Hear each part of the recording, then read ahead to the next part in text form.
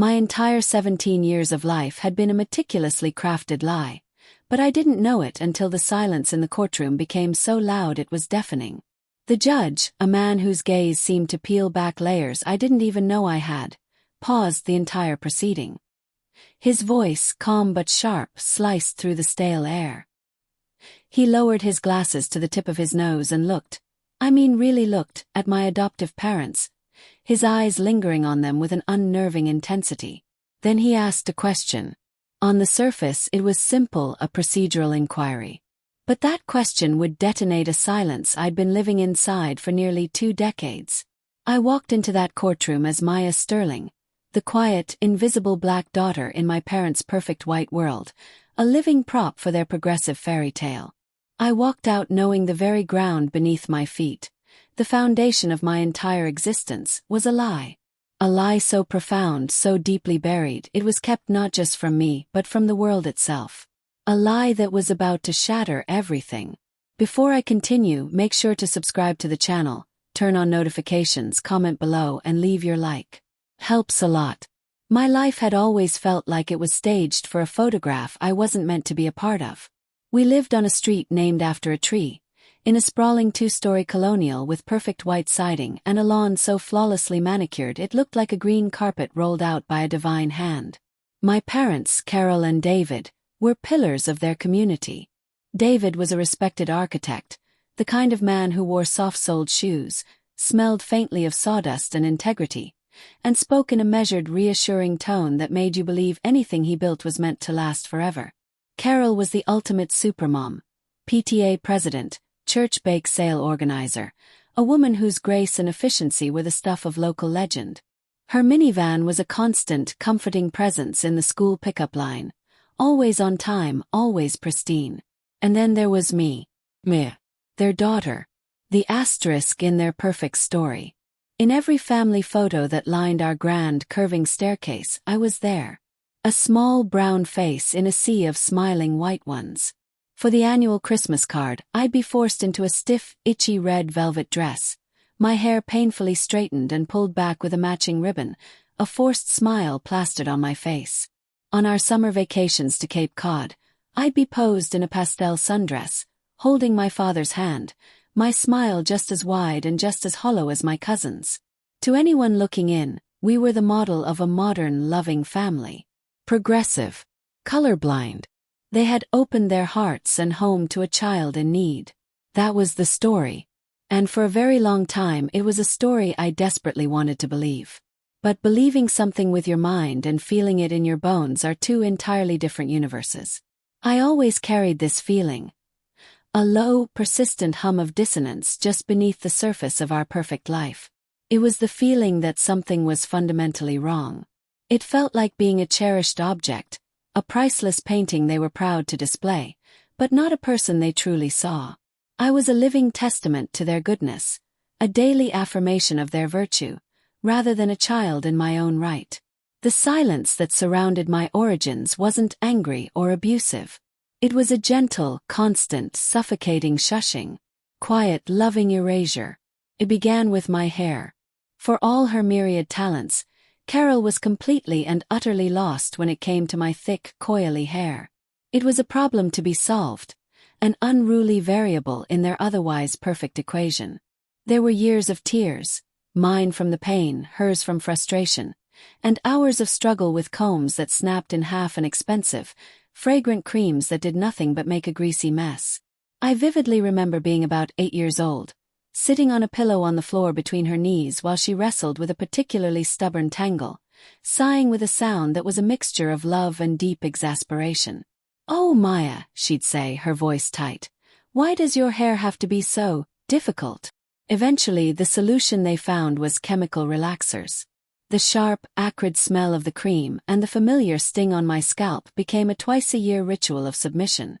It made my hair straight, flat, and manageable. It made it easier for her to brush, easier to pull back into the neat, swinging ponytails all the other girls in my predominantly white school wore.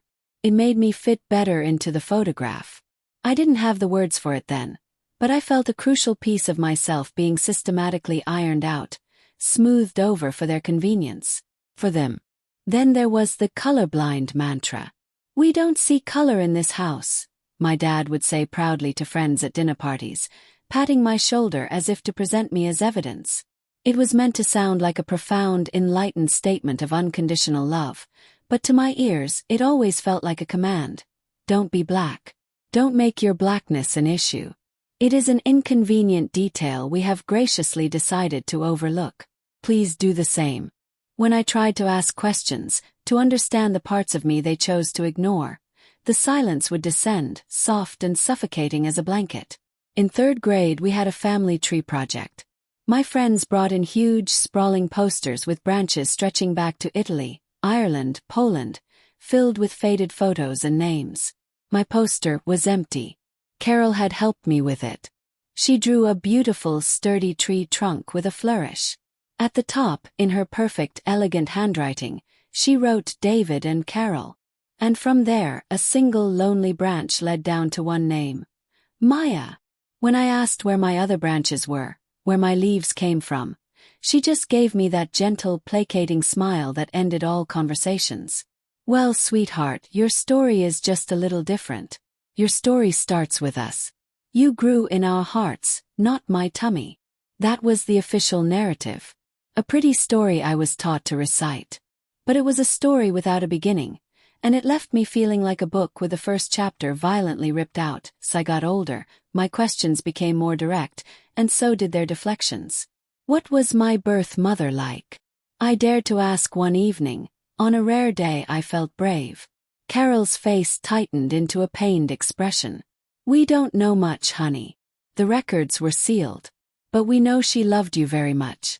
She loved you enough to want you to have a better life." Better life. They always used that phrase. The implication just hung there in the air between us. A better life with us.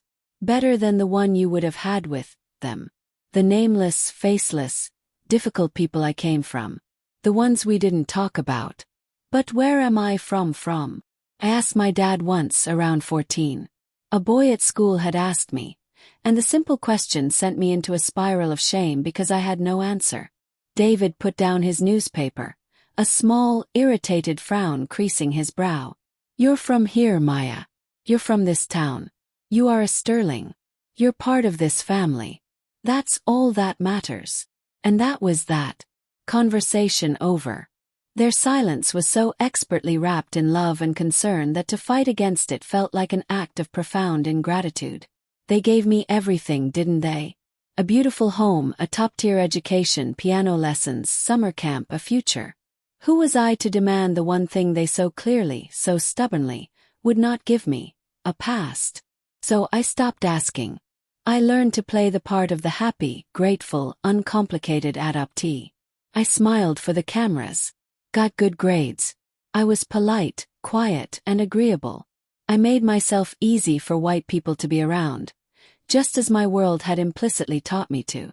I straightened my hair, I didn't talk about race, and I pretended my life began at 6 months old, in the loving arms of Carol and David.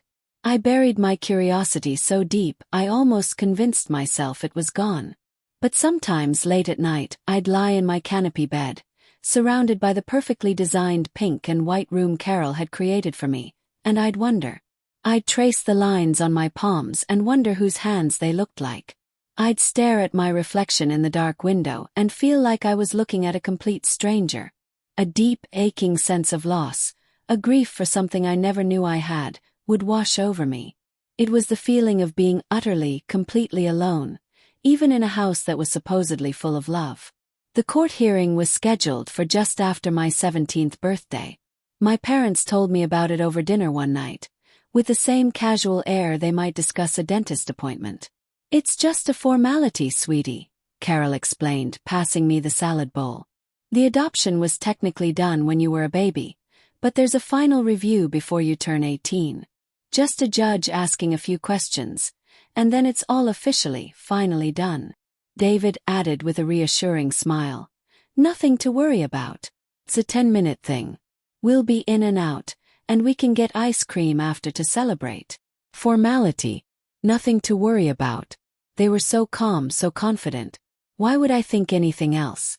It was just another appointment on the family calendar.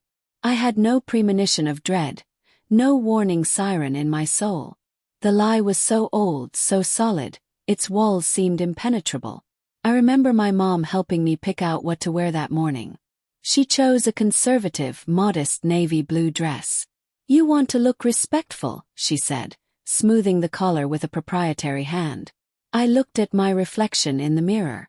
I looked like a miniature version of her, a serious young woman ready for a serious event. I looked like their daughter. I had no idea I was dressing for the day my life would be detonated. I had no idea this formality was the one place where our family's carefully constructed silence would be forced to answer to the law. The courthouse was an imposing old building downtown, all cold marble and dark polished wood, with ceilings so high they seemed to swallow every sound, creating a heavy, reverent hush. We were directed to a small, sterile hearing room on the 3rd floor.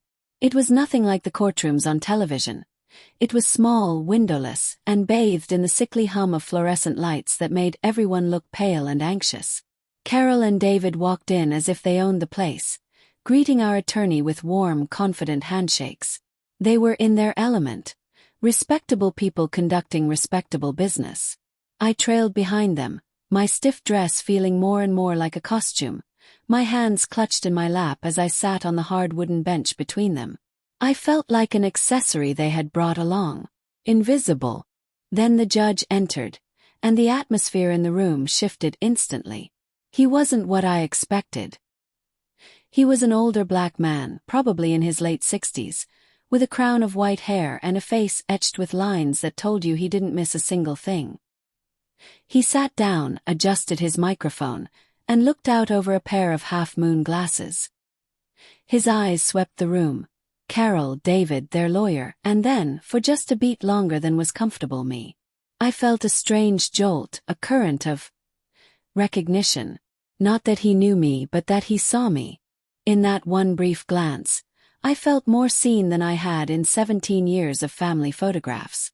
The hearing began, moving along just as my parents had predicted. It was a blur of legal jargon, with our lawyer doing most of the talking. The judge asked my parents a few routine questions. "You are David and Carol Sterling?" "Yes, Your Honor." "And you are here today for the finalization of the adoption of Maya Sterling?" "Yes, Your Honor." "She has been in your continuous care since she was 6 months old?" "That's correct, Your Honor." It was all going smoothly, seamlessly. My dad had on his reassuring, "I build things that last" smile. My mom looked beatific, a suburban saint. They were nailing their performance. I started to let my mind drift, thinking about what ice cream flavor I'd get to celebrate. Rocky Road. Definitely. And then it happened. The shift in the room was so subtle I almost missed it. The judge had been methodically flipping through the thick file on his desk. He stopped. He read a page, then slowly read it again. A tiny, sharp frown formed between his eyebrows. He took off his glasses, meticulously cleaned them with a small cloth, and put them back on. He looked up, his gaze landing directly on my father. "Mr. Sterling," the judge said, his voice quiet but carrying an undeniable weight. "I'm looking at the original petition filed 17 years ago, but I'm also seeing a series of supplemental documents. Or rather, a lack of them." David's smile became tight, strained. "I'm not sure I understand, Your Honor." Our attorney assured us everything was in order. "Oh, it's in order. Perhaps a little too in order," the judge murmured, tapping a single finger on a document. "The file states the birth mother's rights were voluntarily relinquished. But in a private adoption like this, especially one expedited, there's usually a mountain of paperwork. Counseling reports, letters of intent, signed affidavits from multiple parties. Here there is one form. A single, notarized relinquishment paper. Clean. Unusually clean."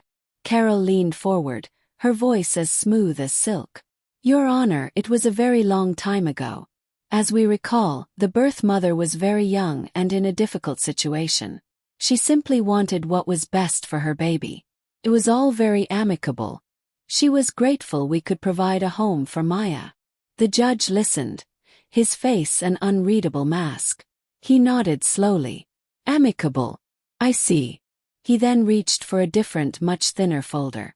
It was old, the manila worn and soft at the edges.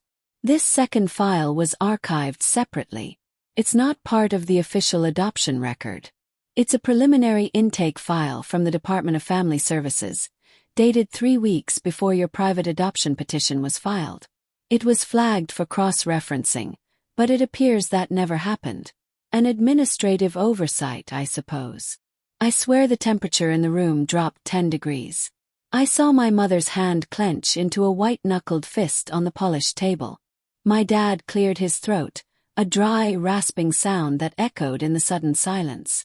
The judge opened the thin, worn folder.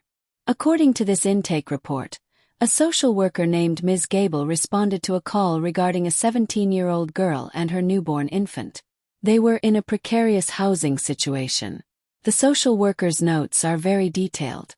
They state the young mother was under extreme pressure from her family to give up the child, but was, and I quote, adamantly opposed to adoption. My breath caught in my throat. The words hit me like a physical blow. Adamantly opposed. The judge kept reading, his eyes glued to the page. The social worker opened a case file to provide support. There's a note here. Mother is determined to keep her child. Requires immediate assistance to secure housing and resist familial coercion. The young mother's name is listed here. He looked up and his gaze was like a laser beam. He looked right past my parents directly at me, holding my eyes for a long moment. Then he turned that piercing gaze back to them. The name on this form is Sarah Jones. Does that name mean anything to you? Silence. Not the soft, gentle silence of my childhood. This was a dead, heavy, suffocating silence that filled my lungs with ice. I watched the color drain from my mother's face, leaving behind a pasty, terrified mask. A muscle was jumping violently in my father's locked jaw. They just stared, their masks of benevolent confidence completely shattered. Then the judge found another document in that thin file. It was a formal notice of eviction, served to Sarah's family. And at the bottom of the notice, listed as the property owner, was a holding company. The judge stared at the name for a long time before he spoke again. Mr. Sterling, you're an architect. Your firm, Sterling Designs, does a lot of development in this city, does it not? David nodded, his face slick with sweat. Yes, Your Honor. The judge tapped the eviction notice. This holding company, Northwood Development Group. Records show it's a subsidiary, a shell corporation owned and controlled by your firm. According to this, your company bought the apartment building where Sarah Jones lived and initiated eviction proceedings for a new luxury condo project. Just 1 month before you filed your petition to adopt her child. If you're still here with me, don't forget to subscribe, activate notifications, leave your like, and share this video with someone. The room began to spin. The precarious housing situation wasn't a random tragedy. It was a business plan.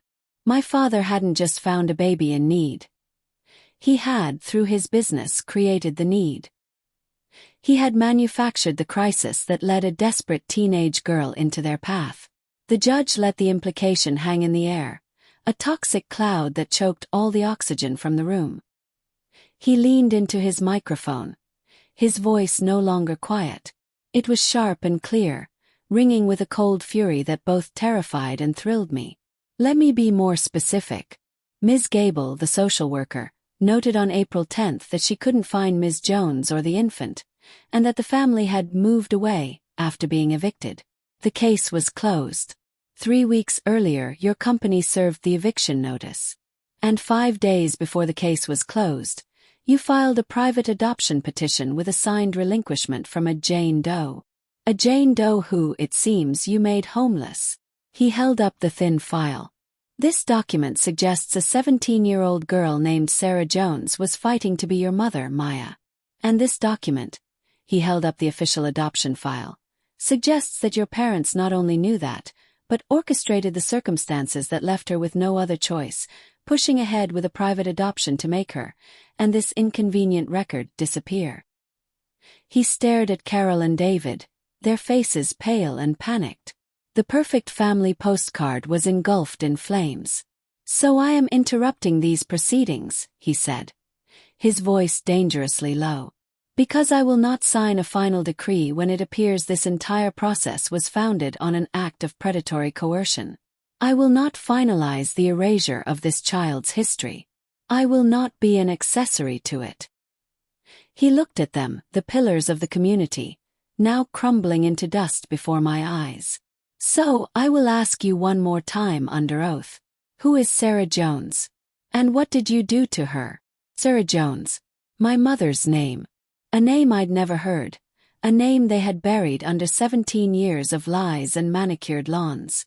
A mother who didn't give me up for a better life. A mother who wanted me. A mother they had broken.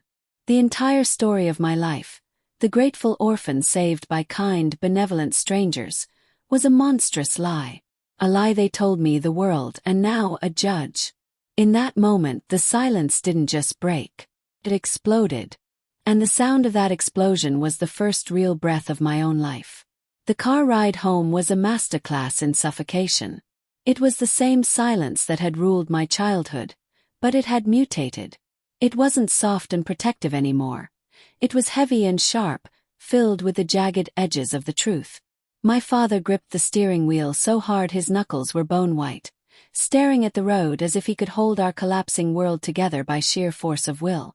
My mother just stared out her window, her face a stone mask, as our perfect suburban neighborhood blurred by like a foreign country we were being exiled from.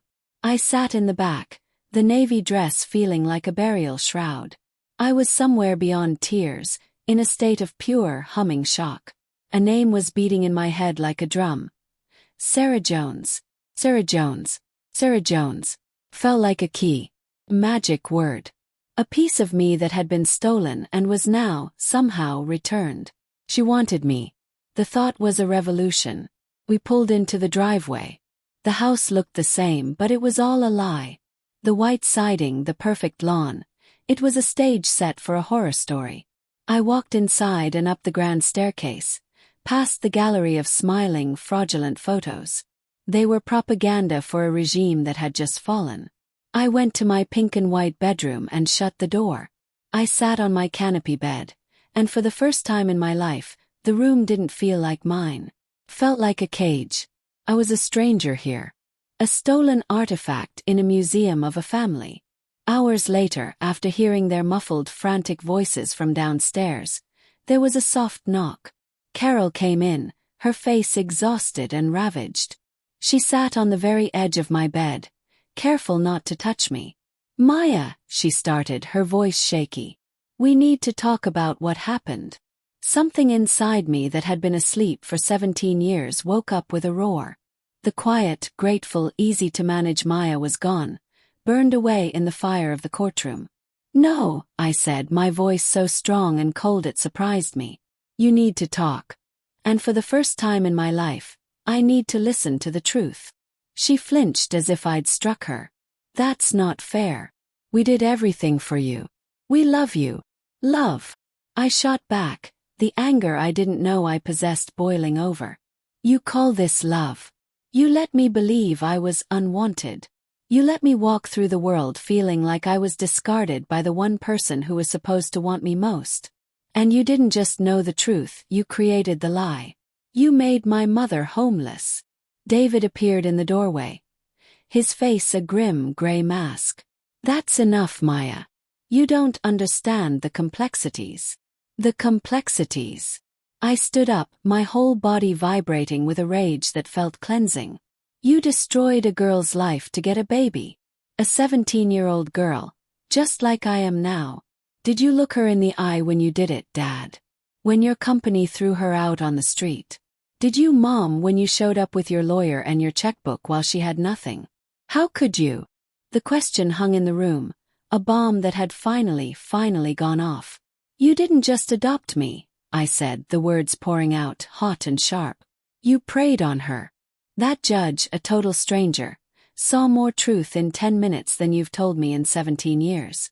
He gave me back my mother's name. Her name is Sarah Jones. Saying her name out loud in that house in my room felt like an act of glorious rebellion. She was real. My anger suddenly turned into a sharp, piercing clarity.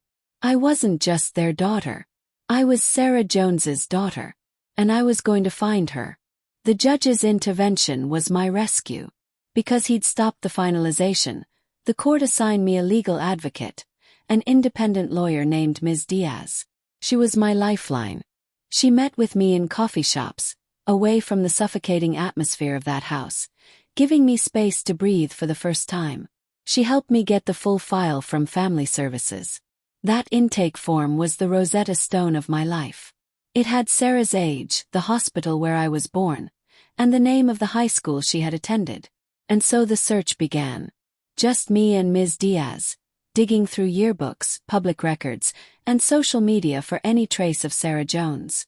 It was slow, frustrating work. Every dead end was a punch to the gut.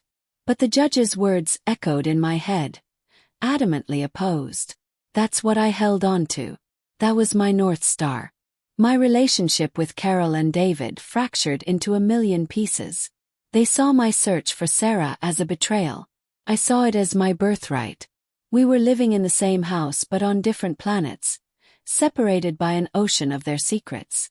After 3 agonizing months, we found her.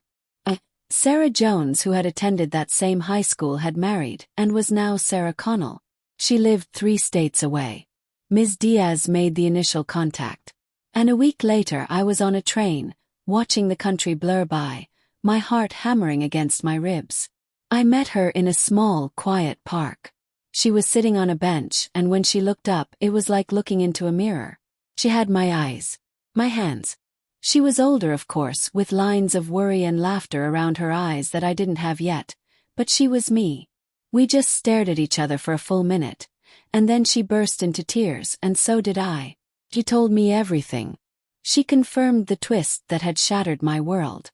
David's company had bought their building, and her family was thrown into chaos. In that moment of absolute desperation, with her own parents pressuring her, Carol had appeared like a mirage, kind and soft-spoken, offering a solution. Carol told her that if she fought it, she'd lose me to the system anyway, that I'd be lost in foster care. But if she signed the papers, she would know I was with a good, loving family. It was a checkmate, executed with surgical precision. My mother hadn't just been young and scared. She had been cornered, manipulated, and systematically stripped of every possible choice. It's been a year since that day in court. I'm 18 now. The adoption was never finalized. I am legally my own person, no longer a Sterling. I live in a small apartment downtown, near the college campus where I'm studying social work. My relationship with Carol and David is over. I understood they were flawed people who told themselves a story where they were the heroes. But their comfort, their perfect family photo, came at the cost of my identity and my mother's heart. That was a price they never had the right to ask either of us to pay. I have found my mother. I have found Sarah. I have also found my grandparents, aunts, and cousins. My family tree is no longer a single, lonely branch. It is a forest. It's messy and complicated and full of 17 years of catching up, but it's real. And it is mine. Sarah and I are taking it slow, learning to be mother and daughter. Sometimes I just watch her, tracing the lines on her face with my eyes, and I see the girl who was adamantly opposed, the girl who fought for me. That judge didn't just interrupt a hearing. He gave me back my beginning. He gave me a name, a story, and the chance at a future that is truly, authentically mine. Waking up every day knowing who I am, not just the role I was assigned, is a freedom that fills my lungs. The journey isn't over. But for the first time, it's a journey I'm choosing for myself. Thank you for listening to my story. Please subscribe to the channel, turn on notifications, comment below, leave your like, and share this video with others.